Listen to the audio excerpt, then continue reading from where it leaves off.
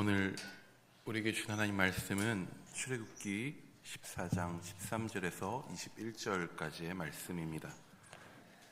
출애굽기 14장 13절에서 21절까지의 말씀, 오늘 말씀을 정민욱 김옥희 성도의 딸인 초등부 정소은 어린이가 봉독해 올리도록 하겠습니다. 모세가 백성에게 이르되 너희는 두려워하지 말고 가만히 서서 여호와께서 오직 너희를 위하여 행하시는 구원을 보라. 너희가 오늘 본 애국 사람을 영원히 다시 보지 아니하리라. 여호와께서 너희를 위하여 싸우시리니 너희는 가만히 있을지니라. 여호와께서 모세에게 이르시되 너는 어찌하여 내게 부르짖느냐. 이스라엘 자손에게 명령하여 앞으로 나아가게 하고 지팡이를 들고 손을 바다 위로 내밀어 그것이 갈라지게 하라. 이스라엘 자손이 바다 가운데서 마른 땅으로 행하리라. 내가 애굽 사람들의 마음을 완악하게 할 것인즉 그들이 그 뒤를 따라 들어갈 것이라. 내가 바로와 그의 모든 군대와 그의 병거와 마병으로 말미암아 영광을 얻으리니 내가 바로와 그의 병거와 마병으로 말미암아 영광을 얻을 때에야 애굽 사람들이 나를 여호와인 줄 알리라 하시더니 이스라엘 진 앞에 가던 하나님의 사자가 그들의 뒤로 옮겨가매 구름 기둥도 앞에서 그 뒤로 옮겨 애굽 진과 이스라엘 진 사이에 이르러 서니 저쪽에는 구름과 흑암이 있고 이쪽에는 밤이 밝음으로 밤새도록 저쪽이 이쪽이 가까이 못하였더라. 모세가 바다 위로 손을 내밀매 여호와께서 동풍이 밤새도록 바닷물을 물러가게 하시니 물이 갈라져 바다가 마른 땅이 된지라. 오늘 이제 수요일인데 정확히 지금으로부터 한 주 전에, 그때도 제가 말씀 전했었던 날이죠. 그때 장례 일정으로 수요일에 경북 영천을 다녀왔습니다. 딱 정확히 이 시간쯤에 장례 강구를 하고 예배 마친 후에 아침 6시에 교회에서 출발을 했습니다. 조문길을 떠났다가 잘 마치고 이제 잘 돌아오던 길이었습니다. 시간이 오후 4시가 넘어가고 있었습니다. 예상으로는 오후 5시쯤이면 이제 교회에 도착하겠구나 하고 있었는데, 근데 이제 그 4시쯤에 아내한테서 전화가 옵니다. 전화의 내용인즉슨 아이가 아직 학교에서 집에 오지 않고 있다는 것입니다. 수요일은 3시에 하교합니다. 3시에 학교에서 끝납니다. 성저초등학교니까 성저초등학교에서 저희 집까지 아이의 걸음으로 20분 혹은 딴짓하면서 걸으면 20분 좀 더 걸리는 거리입니다. 그러니까 3시에 끝났으면 집에는 3시 반까지는 와야 되는 거죠. 보통은 아이가 하교할 때 혼자 오지 않도록 데리러 갑니다. 아이가 성저초에서 집까지 혼자 올 줄 압니다. 혼자 갈 줄 알고요. 근데 놀러 갈 땐 지 혼자 가도 학교 갈 땐, 학교에서 올 땐 지 혼자 가지 않고 지 혼자 오지 않습니다. 데리러 오라 합니다. 그래서 평소에는 아이를 데리러 가는데, 근데 그날따라 저희 아내가 무릎 통증이 심해가지고 거의 걷지 못하는 상황이었고 저는 아직 돌아오는 중이었습니다. 그래서 아이가 어쩔 수 없이 무조건 혼자 와야 하는 날이었죠. 혼자 학교 끝나면 걸어오라고 이야기도 했습니다. 근데 학교 시간으로부터 1시간이 지났는데도 아이가 오지 않는 것입니다. 그냥 연락을 받고 생각하기로는 아마도 친구들이랑 놀이터에 가서 놀다가 늦는 것이겠거려니 라고 생각하면서도, 분명 그럴 것이라고 생각하면서도 마음은 불안한 거죠. 아이가 집까지 혼자서도 잘 찾아오는 것도 알아요. 길도 아는 것도 잘 압니다. 이 길로도 오고 저 길로도 올 수 있는 것도 압니다. 근데 그럼에도 마음이 불안했는데 그 마음의 불안을 일으킨 큰 요소 중에 중요한 것 하나가 무엇이었냐면요, 해가 짧다는 거예요. 요즘에 해가 짧아서 요즘은 오후 6시가 되기도 전에 밖이 어두워지는 거예요. 이미 아는 길이라도, 사람이 이미 아는 길이라도 어두워지면 헷갈릴 수 있거든요. 그리고 어린아이라면 더더욱 그럴 수 있고, 헷갈리면 또 어떻습니까? 당황하고 두려워지고, 그럼 길을 잃을 수도 있고 하니까 더 걱정이 되는 거예요. 그때 장례 마치고 돌아오면서 함께 차에 타고 있었던 분들에게는 전혀 티를 내지 않았지만, 그 수십 분간 마음속에 걱정하면서 또 기도하는 마음으로 잘 돌아올 수 있도록 그렇게 오가는 시간을 좀 보냈습니다. 저희 아내는 처음으로 학교 늘봄교실 선생님에게 전화까지 했고, 그리고 아이는 4시 반쯤 돌아왔습니다. 왜 늦었을까요? 맞습니다. 예상이 맞았어요. 새마을공원에서 놀다가 늦었다고 합니다. 나름 정확하게 1시간 놀다 온 거예요. 그리고 아내와 저는 잘 돌아왔으니 안심했지만 아이는 혼났습니다. 사실 저는 어두운 것을, 밤을 그렇게 무서워하거나 그렇지는 않습니다. 제가 밤에 돌아다니면 저 때문에 다른 사람들이 힘들지 제가 두려워하진 않죠. 수많은 조명들로 밤하늘 별이 안 보일 정도로 밝은 이 시대에서 사실 우리는 두려움이 덜하죠. 그리고 또 제가 자라기를, 청소년 때까지도 저희 집은 위치가 어떻게 상상할지 모르겠지만 산속에 있었어요. 집이. 조명을 킬 수는 있지만 화장실이 밖에 있었어요. 그러니까 화장실 가려면 밤에 산에 나와야 되니까 어두운 건 저한테 있어서는 그렇게 두려움이 되지 않는데, 정말 살면서 처음으로 날이 어두워지는 것, 밤이 된다라고 하는 것에 대한 그 실제적인 두려움을 그날 느꼈었던 것 같아요. 사실 이 어둠이라고 하는 것은요, 사람에게 있어서 근본적인 두려움의 대상이라고 할 수 있습니다. 수많은 조명들로 밤하늘의 별이 안 보일 정도로 밝아진 이 시대에 우리는 그 두려움이 덜하지만, 수백 년 전 사람들에게 밤은요, 활동이 불가한 그런 시간이었습니다. 밤과 어둠이라고 하는 것은 생명을 가진 존재가 자연스레 그 움직임을 멈추어야 하는 시간이고 그런 대상이었습니다.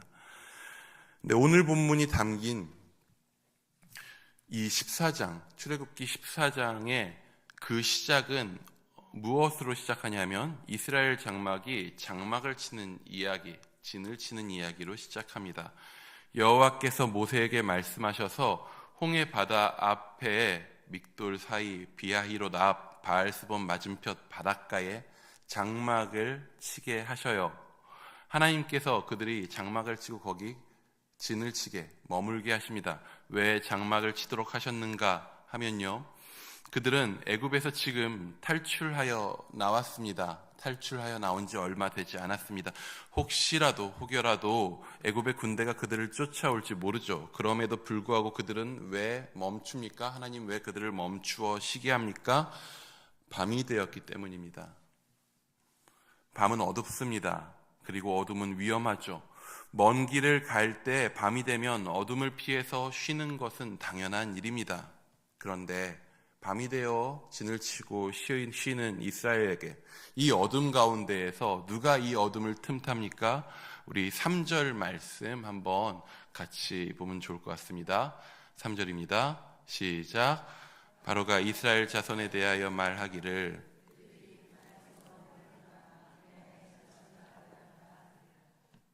애굽의 바로가 이스라엘에게 복수하려고 하는 것입니다. 이스라엘을 놓아준 것을 후회하고 애굽의 온 병거를 동원해서 이스라엘을 쫓아옵니다. 지금 어둠 가운데 움직이기도 힘든 어둠 속에서도 애굽의 병거들은 순식간에 이스라엘 백성을 따라잡습니다. 이스라엘 백성은 혼란에 빠집니다. 그들은 심히 두려워하여 여호와께 부르짖었다라고 합니다. 혼란 속에 빠집니다. 그리고 그들은 모세에게 또 원망하기도 했습니다. 그들을 이끌었던 모세를 원망하고 원색적으로 비난합니다. 밤에 어둠이 깔린 광야에서 앞에는 바다가 막혀 있고 뒤에는 애굽의 군대가 달려옵니다. 이 혼란스러운 상황 가운데에서 이때 가장 그 사이에 끼어서 하기 어려운 일이 무엇일까요? 무엇이냐면 바로 가만히 있는 거예요. 어제 어떤 권사님이 명확하게 말씀하시더라고요. 가만히 존재하는 거 정말 쉽지 않은 일이다. 맞아요. 뭐라도 해야 될 것 같은 순간, 두렵고 더럽기 혼란스러운 순간 가운데 가만히 있는 것, 뭐라도 해야 할 것 같은 그런 순간 가운데에서 가만히 존재하고 있는 것은 정말로 힘든 일입니다. 그런데 하나님께서는 그 힘든 일을 이스라엘에게 말씀하시는 것입니다. 우리 14절 말씀도 함께 한번 읽어보도록 하겠습니다. 시작. 여호와께서 너희를 위하여 싸우시리니 너희는 가만히 있을지니라. 이 긴급하고 위험한 순간에 하나님께서 너희는 가만히 있으라 명령하십니다. 왜 가만히 있으라 하실까요? 지금은 이스라엘이 싸울 때가 아니기 때문입니다. 지금은 내가 싸울 수 있는 순간이 아니기 때문입니다. 몰려오는 애굽 군대는 내가 싸울 수 있는 대상이 아닙니다. 눈앞에 있는 바다를 상대로 싸울 수 있는 존재는 없습니다. 세상을 뒤덮은 어둠은 내가 어찌할 수 있는 그런 존재가 아닙니다. 누가 바다를 제압할 수 있습니까? 누가 어둠을 물리칠 수 있습니까? 오늘 우리가 보고 있는 출애굽기가 속해 있는 토라, 즉 모세오경의 시작이자 모든 성경 말씀의 시작은 어둠을 물리치고 바다를 제압하시는 하나님의 모습으로 시작됩니다. 태초에 하나님이 천지를 창조하실 때에 세상이 어떠했다고 성경은 이야기합니까? 혼돈과 공허와 흑암으로 설명하고 있습니다. 그저 어둠뿐이었고 혼돈뿐이었습니다. 그런데 하나님께서는 그 창조를 시작하실 때 어떻게 하십니까? 어둠을 물리치십니다. 어떻게 물리치셔요? 말씀하십니다. 빛이 있으라. 그 하나님 말씀 한마디에 어둠은 혼돈은 하나님 앞에 제압당했고 통제되었습니다. 그렇다면 바다는 어떠합니까? 태초에 하나님이 천지를 창조하실 때에 하나님의 영은 수면 위에 운행하셨다고 나옵니다. 하나님은 온 세상을 뒤덮고 있는 그 혼돈의 바다를 어떻게 물리치시는가? 물 가운데 궁창이 있어 물과 물로 나뉘라.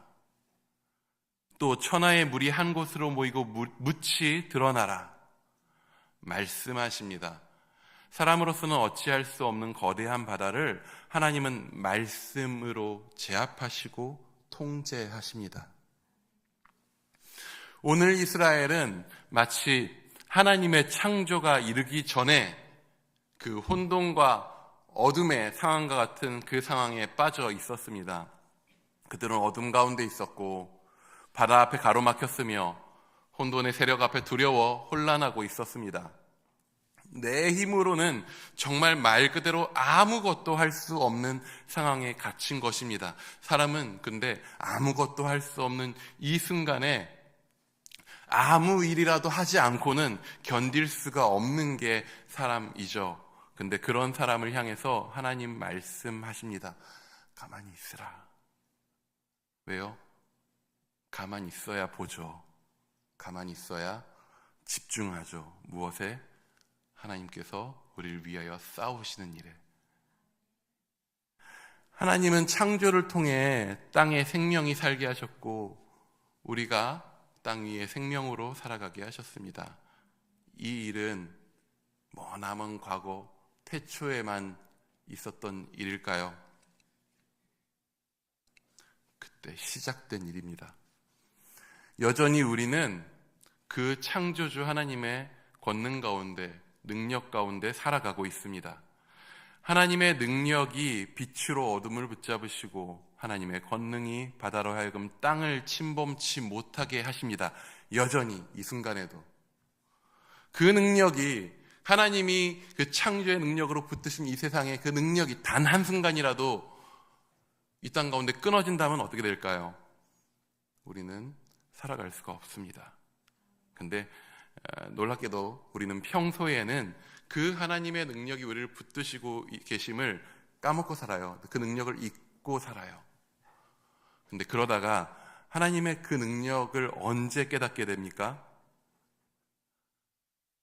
우리가 우리의 다리의 튼튼함을 언제 깨닫게 되죠? 다리를 다쳤을 때 깨달아요. 다리가 아프면 내 다리가 튼튼해서 걸어댕겼구나를 그제서야 알게 됩니다. 이스라엘이 어둠과 바다와 혼돈에 둘러싸인 때에 그들은 창조의 하나님의 능력을 보게 될 것입니다.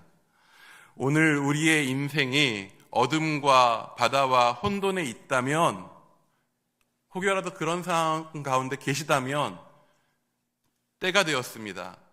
하나님의 능력을 보게 될 것입니다. 하나님의 능력은 이스라엘 가운데서 오늘 어떻게 나타나고 있습니까? 오늘 본문에 정말 재밌는 표현이 하나 나옵니다. 우리 20절 말씀 한번 같이 읽어보도록 하겠습니다. 시작.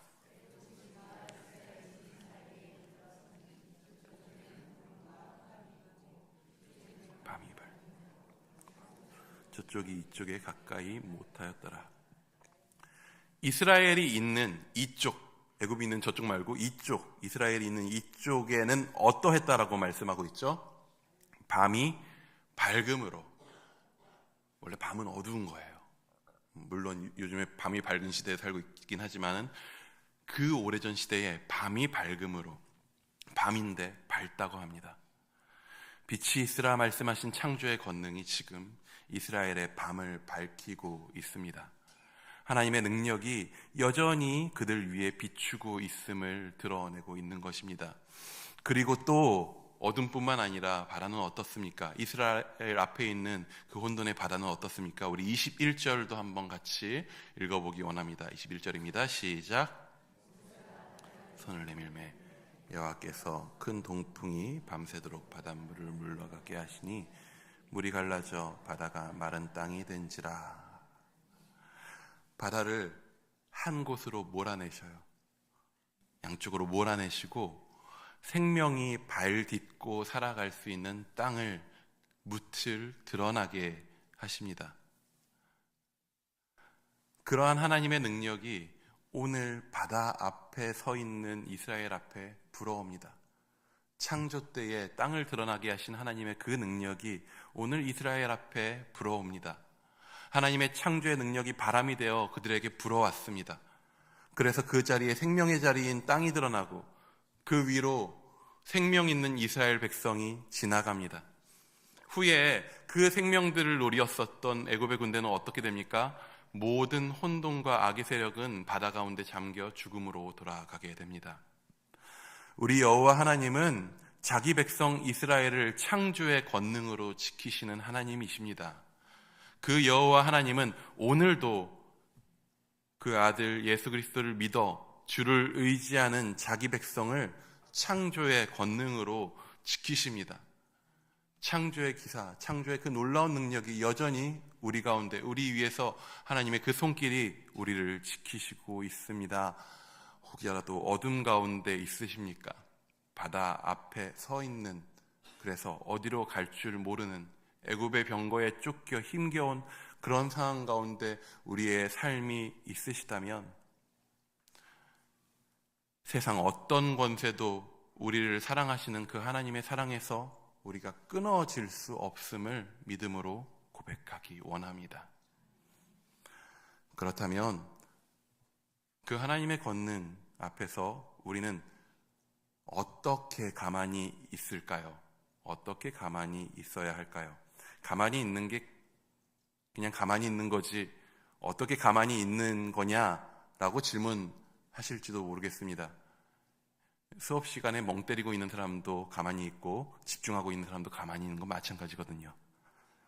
하지만 따지고 보면 이스라엘 상황에서 가만히 있을 수 있는 다른 방법도 사실 있는 거죠. 그렇게 따지면 가만히 있을 수 있는 가장 쉬운 방법은 무엇입니까? 두려워서 기절해버리면 됩니다.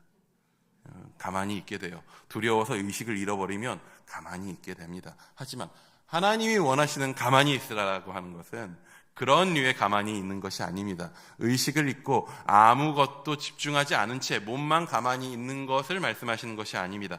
하나님이 명령하신 가만히 있음에는 오늘 보면요, 특별한 행동이 수반돼요. 가만히 있으라고 말씀하시지만 어떠한 행동이 수반되는데, 그것이 대표적으로 모세에게는 어떠한 행동으로 명령이 되었냐면요, 손을 내밀라라고 하는 명령으로 가만히 있음을 명령하십니다. 하필 왜 손을 내밀라고 하셨을까요? 이렇게 지팡이를 쥐고 있었으니까 이렇게 내밀었겠죠. 보통 이 손을 내밀어라 라고 하는 게 영화 중에서 히어로물이나 판타지물에서 이런 장면이 나오면, 야, 너 손을 한번 내밀어봐 라 그러면 보통 그런 영화에서 무슨 일이 일어나죠? 손을 내밀면 손에서 번개가 나거나 빔 같은 게 나가요. 그래서 그 순간 주인공이 자신의 능력을 각성하는 그러한 계기와 모습처럼 나타나요. 실제로 오늘 본문에 보면요, 모세가 손을 내미니까 엄청난 일이 일어나죠. 큰 동풍이 밤새도록 바닷물을 물러가게 했다라고 합니다. 모세가 능력을 각성한 것일까요? 야, 이전엔 내가 이런 능력이 있는지 몰랐는데 깨닫게 되었어 일까요? 아니에요.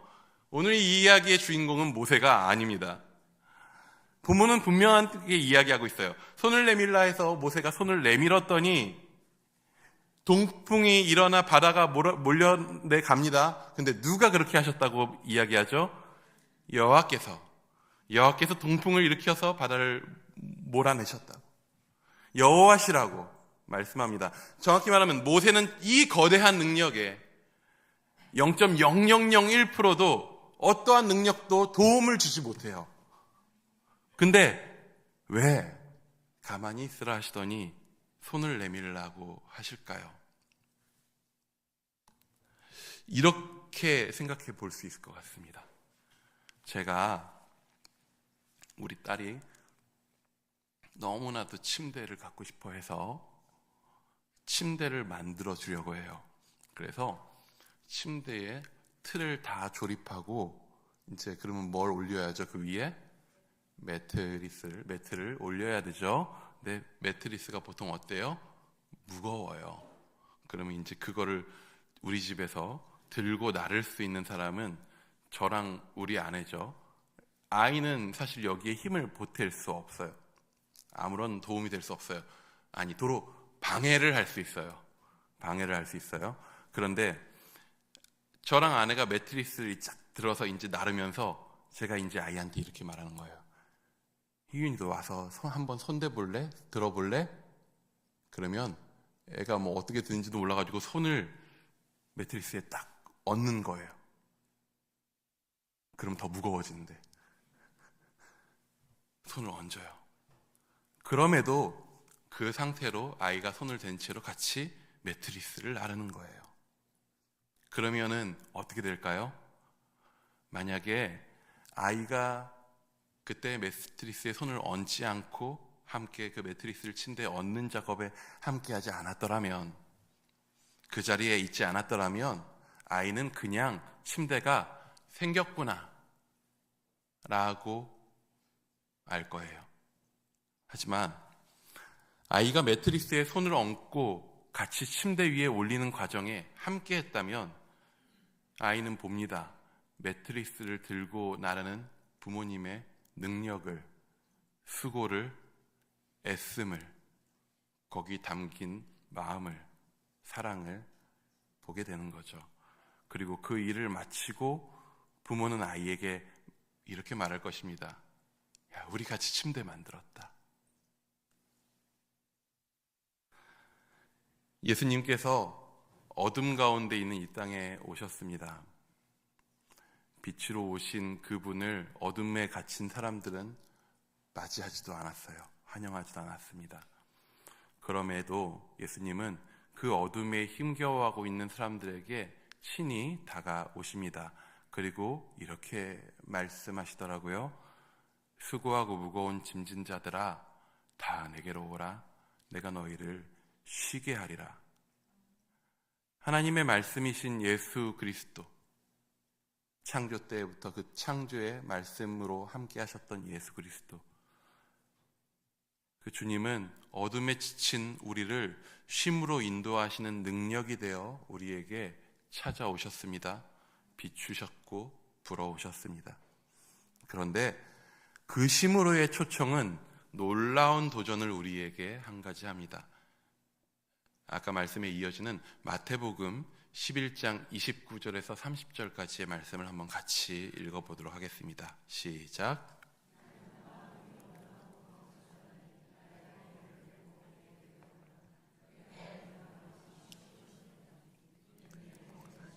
내 짐은 가벼움이라. 예수님이 짊어지신 멍에는 무엇입니까? 예수님의 멍에는 십자가입니다. 예수님의 십자가는 결코 쉽지도 않고 가볍지도 않습니다. 온 세상 가장 무겁고 어려운 멍에가 바로 십자가입니다. 하지만 예수님께서 내 멍에는 쉽고 내 짐은 가볍다, 그러니까 내 멍에를 져라 라고 말씀하실 때 우리에게 그 멍에가 쉽고 가볍다라고 하신 이유는 무엇입니까? 예수님이 그 무게를 다 짊어지고 계셔서 그래요. 그 멍에에 붙어라, 같이 가자 말씀하시는 것이죠. 예수님은 오늘 어둠 가운데, 바다 가운데, 혼돈 속에 힘겨워하는 우리에게 빛으로 비추시고 바람처럼 불어오셔서 우리를 그 사랑으로 초청하십니다. 고난 가운데, 두려움 가운데, 고통 가운데 힘겨우십니까? 잠잠히 예수님이 멍에를 지신 그곳, 그 십자가를 바라보기 원합니다. 우리가 손 내밀기 원합니다. 그 앞에 나의 모든 수고와 짐을 내려놓기 원합니다. 그때 오늘도 그 사랑으로, 그 능력으로 우리를 비추시고 우리에게 불어와 오늘 우리의 생명을 지키시고 인도하시는 그 하나님의 권능을 보게 될 것입니다. 우리의 삶 가운데 있는 그 어둠을 물리치시고 또한 그 바다를 내미시는, 바다를 밀어내시는 그 하나님의 능력을 우리 삶 가운데 경험하게 될 것입니다. 기도하겠습니다.